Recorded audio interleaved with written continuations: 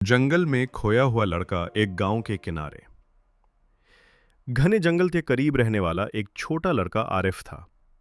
वो बहुत हौसलामंद और जोशीला था, लेकिन अक्सर बेसब्रा हो जाता था।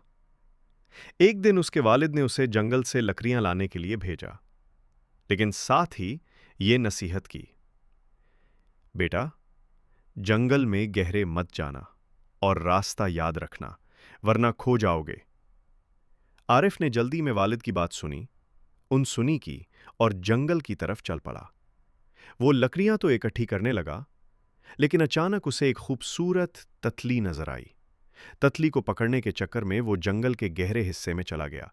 जब वो होश में आया तो उसे एहसास हुआ कि वो रास्ता भूल चुका है। अब मैं क्या करूं? यहां तो कोई भी नहीं है। वो घबरा गया।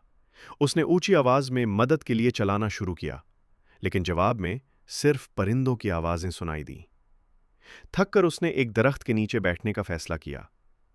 वहां उसे एक बूढ़ा कुछुआ दिखाई दिया, जो आहिस्ता आहिस्ता चल रहा था। कुछुआ, बेटा, तुम यहां क्यों रो रहे हो? आरिफ, मैं जंगल में खो गया हूं, मुझे घर वापस जाना है।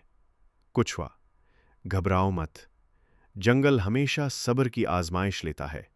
तुम्हें बस अपने दिमाग से काम लेना है। आरिफ ने गहरी सांस ली और सोचना शुरू किया। उसे याद आया कि उसके वालिद ने कहा था कि सूरज हमेशा मगरिब में डूबता है और उसका गांव मशरिक की तरफ है। उसने सूरज को देखा और सिमत का अंदाजा लगाया। फिर उसने रास्ते में पत्थरों के निशान बनाए ताकि दोबारा भटक ना जाए। थोड़ी देर बाद वो एक नदी के किनारे पहुंचा, जहां एक हिरन पानी पी रहा था। हिरन ने उसे देखा और पूछा, तुम यहां तन्हा क्या कर रहे हो? आरिफ ने अपनी कहानी सुनाई। हिरन ने मुस्कुराकर कहा, मैं तुम्हें गांव का रास्ता दिखा देता हूं। हिरन की मदद से आरिफ जंगल से बाहर निकल आया और घर पहुंच गया। उसके वालिद उसे ढूंढते हुए परेशान थे।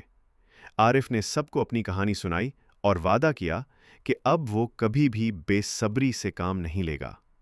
सबक: सब्र और होशियारी मुश्किल हालात से निकालने में मदद करती है। Association word.